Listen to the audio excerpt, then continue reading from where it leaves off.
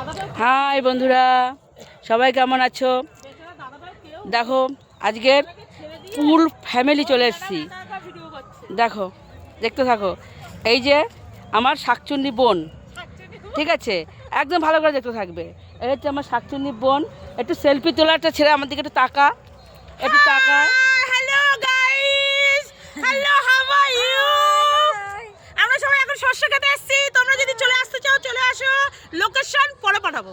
ঠিক আছে, হয়ে গেল।